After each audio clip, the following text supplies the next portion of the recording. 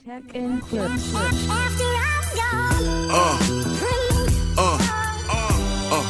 Yeah. Hello guys, welcome back to the channel. So this video, bumped into my timeline. Your favorite artist, is copying Michael Jackson. Here's proof. Shout out to Jay Diggs. Yes, guys. I love Michael Jackson. So about to take a listen, watch this video to find out if truly, all these artists, are copying Michael Jackson. Let's watch this together, guys.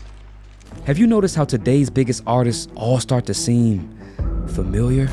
The sound, the moves, the branding. Yeah. It's like you've seen it all before. True. You see, the truth is, you've been listening to Michael Jackson this whole time.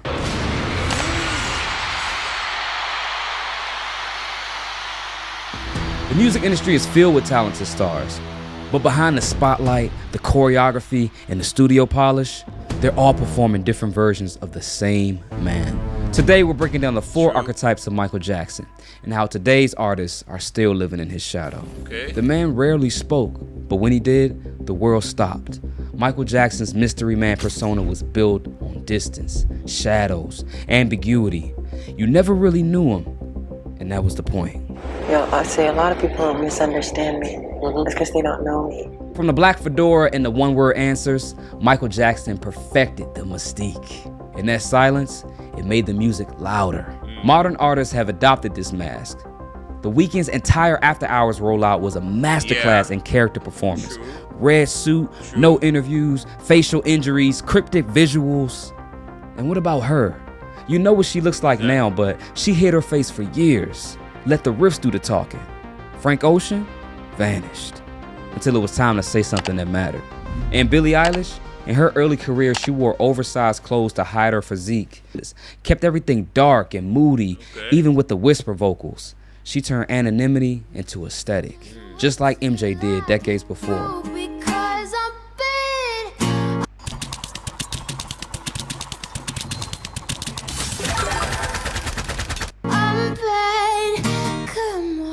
This isn't just minimalism. This is what's called mystery marketing. Yeah. A deliberate branding choice where less visibility equals more power. And Michael Jackson wrote the rule book by creating emotional distance. This is why fans constantly passed out at his shows, or why there was instant pandemonium as soon as he made an appearance. He became a unicorn. But let's not just look at the artist, let's take a listen. Because to really understand how deep the influence runs, you have to hear it. Let's compare four intros that create an eerie theatrical tone with just a voice, all drawing inspiration from Michael Jackson's song, Who Is It? Michael Jackson's Who Is It starts off with just his voice, a distant, almost sacred air. It builds tension without revealing its full hand. Now let's listen to the intro of The Weeknd's Every Angel Is Terrifying. That same cryptic energy, but that's dialed into a full-on sci-fi broadcast. Now Lady Gaga's Government Hooker. It's MJ's cathedral-like atmosphere gone cyberpunk, rigid, roll mystery through orchestral vocals. Now before he sang, he danced. Michael Jackson didn't just move to the beat, he was the beat. But Mike didn't invent those moves out of thin air. MJ studied the greats. James Brown gave him that fire. Fred Astaire gave him the glide. The Nicholas brothers gave him the finesse. He absorbed decades of dance history and distilled it into something that felt brand new. He turned borrowed rhythm into visual storytelling. Even the moonwalk, his most iconic move, he didn't invent it. Its roots trace back to the 1950s when Cab Calloway and later performers like Bill Bailey were seen doing a version of it known as the backslide. Street dancers like Jeffrey Daniel of Shalimar refined it in the 70s, gliding across the floor in ways that made people question gravity. But MJ, he perfected it, made it look effortless, refined every detail. And then he dropped it live on national TV in 1983.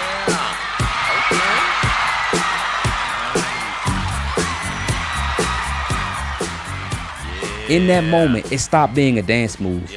It became a myth. This was the dancing machine, MJ. The kinetic lightning bolt, a master of rhythm, sharpness, and control. And now that torch has been passed. Chris Brown's footwork, He fused Michael's dangerous era with the crumpin' style from the mid-2000s. Chris Brown has even been compared and referred to as the modern-day Michael Jackson, along with Justin Bieber in his early days. Yeah. He's everyone's inspiration. Like everyone, you know, whether you're a country artist or you're a rapper, most people look at Michael Jackson as one of their top inspirations. But let's be honest, that's a crown that will never be touched. Yeah. Now let's look at Usher. Usher is the closest to Michael's era and is probably the pioneer of the modern MJ trend. That way he does his iconic glide, it's MJ with an Atlanta twist. Yeah. Now Atlanta also gave birth to another Jackson-inspired star. If Usher is Michael, then Ciara is Janet. She channels Jackson precision with a fresh, athletic intensity, like his footwork reimagined through a modern female lens. Because Michael's music is mainly focused around R&B and disco, we can draw many comparisons, but let's look at a couple of direct influences. Thriller is arguably the greatest album of all time. Now let's listen to The Weeknd's Wake Me Up. Now this one is a more direct replica of Thriller, so much so that The Weeknd and Justice had to give writing credits to the songwriter of Thriller, Rod Temperton. It has spaced out chords, similar drum programming, and a bass line that walks with that Thriller confidence. And lastly, we have About Damn Time by Lizzo. Listen closely to the guitar riff, clean, rhythmic, and undeniably funky. A clear callback to Rock With You. Then you layer in that lead synth at the end. It walks the same line as MJ's glossy disco era production. Both tracks don't just lean into funk, they float on it, using minimalist elements to create maximum groove. Rock With You was a slow burn love song to the dance floor, and Lizzo's track revives that mood with a modern twist. Celebratory, confident, but still grounded in that same musical DNA. Now, Mike wasn't just a performer. He was a romantic, a balladeer. The soft boy MJ was the man behind the moonwalk. Sensitive, dreamy, full of yearning. And that part of him never left. We see the same sensual sensitivity in Neo, who can sing a heartache like a velvet blade. And JT rides that same sweet falsetto wave that MJ carved decades later. And Drake? Well, Drake is many different people in one, but when he's in his soft boy mood, he's channeling Mike too. He uses MJ-style vulnerable vocals and makes them colder, moodier, and more detached. Like the soft boy reimagined through a modern filter of emotional restraint and melodic rap. He is the greatest entertainer of all time, and that's what you have to do, you know? You have to push yourself, and he pushed himself further and further. Did things that I can't even comprehend, like choreographed dancing and, you know, all instruments, like playing instruments, everything. I mean, he was just, he was the greatest. Neo leans into it the most with his dance moves and even does the Michael vocal sound effect. But JT keeps it sweet and raspy, similar to Michael's ballads. He really was and always will be, you know, the king of pop. To create the things that he created with his music, I mean, it's really untouchable. Now speaking of ballads, let's take a look at the biggest soft boy ballad of all time, Human Nature.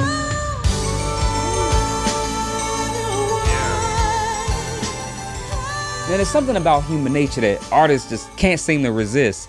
It has to be the most sampled song of modern day history. Songs like Right Here by SWV, Chris Brown, She Ain't You. But what makes it so iconic? It's the sonic softness. The synth pads are airy and glassy. The guitar is delicate and tucked just behind the beat. And MJ's vocals float over everything. Now let's look at some obvious examples. Now, I promise this isn't a Weeknd video, but I'll be ignoring the elephant in the room if we didn't talk about I Feel It Coming. I love this song. This song. Guys, I always thought, you know, he sounded like Michael on this song. Happens to be one of my favorite songs from The Weeknd. Love this. Wow. But what makes it so iconic? It's the sonic softness. The synth pads are airy and glassy. The guitar is delicate and tucked just behind the beat. And MJ's vocals float over everything. Now let's look at some obvious examples. Now, I promise this isn't a Weeknd video, but I'll be ignoring the elephant in the room if we didn't talk about I Feel It Coming. This song is one of the clearest examples of MJ's sonic fingerprint in modern pop. Laid-back groove, silky falsetto, and warm analog textures all echo the atmosphere of Human Nature. I always use Michael as first and foremost as a vocal inspiration. Yeah. And Off the Wall was definitely the one that made me feel like I could sing. I found my falsetto because of Off the Wall. And we can go one step further and listen to Bruno Mars's Versace on the Floor. Yeah, that's true. Both songs build their mood with soft, suspended synths and smooth, gliding chord progressions. Yeah. The pacing is patient. The arrangement is minimal. And the vocal delivery is breathy, intimate, precise. Sabrina Carpenter is also not safe from the Michael bug. In her song Bedchem, she also took inspiration from human nature. Take a listen to this.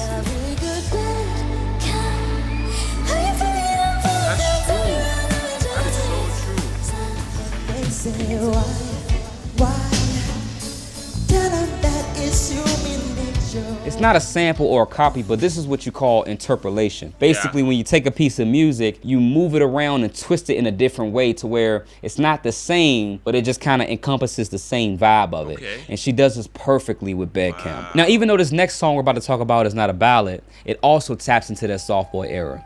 I'm talking about that sweet, happy-go-lucky vibe of The Way You Make Me Feel.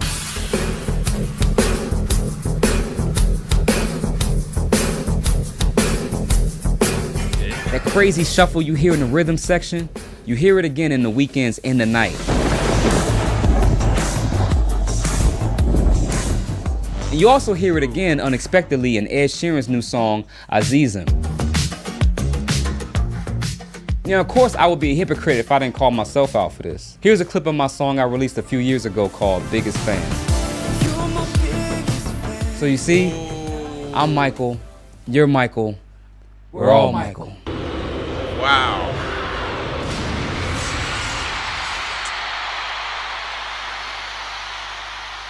When Michael stepped on stage in Bucharest, it wasn't a concert.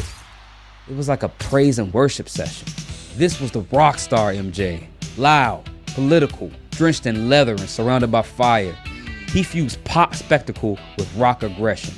Think about the guitars in Beat It, the military jackets, the snarling vocals in Dirty Diana, and the sheer theatrical violence of Scream. His message was massive, his energy was explosive, and his influence still very much alive. Let's start with Lady Gaga. Gaga took MJ's sense of spectacle and gave it teeth. Her performances are more than concerts, they're rituals. Songs like Marry Tonight and Bad Romance walk the same line as Dirty Diana. Glam, tortured and defiant. I'm such a huge fan. I love him so much, like I knew him, but I didn't. And he was such an inspiration to me my whole life, and I really feel that the world killed him. Now we gotta talk about the most controversial artist on this list. I think he's losing his mind right now, but we gotta talk about Kanye West. Yeah, I sat with Michael Jackson. I met him over Leonard Cohen's house, and I just vibed out with him. And then, I think Michael the one that put that battery in my back to do 808s. I played Good Life, and he was like, "Who's that singing right there? I like that voice." It was my voice. He gassed me up. Next thing y'all know, y'all had me in the night here. I was like, Michael Jackson told me I could sing. All y'all. Kanye may have started in soul sample hip hop, but his evolution into genre-bending performance art mirrors MJ's rockstar ambition. Albums like Yeezus and My Beautiful Dark Twisted Fantasy didn't just blur lines between rap and rock, they exploded them. And when Kanye performs, it's not rap, it's an arena spectacle.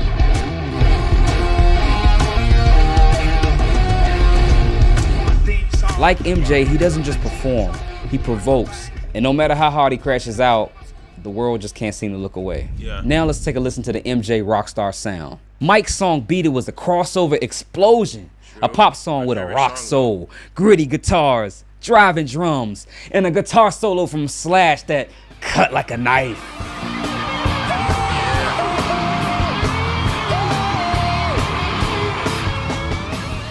Now let's listen to Miley Cyrus and Dua Lipa's song Prisoner. It has that same energy, that same sense of urgency in the vocal delivery. The songs are even in the same key. Big chorus, sharp vocals, all following that MJ formula. So Michael's legacy isn't frozen in time. It's active, ongoing, embedded in the DNA of today's biggest stars. Some channel his sound and others echo his image. The mystery man, the dancing machine, the soft boy, the rock star. Honestly, these artists aren't copies. They're continuations. each one adding a new verse to the story that MJ started. So the next time you find yourself vibing to your new favorite song or really loving that new artist, ask yourself, does it feel familiar?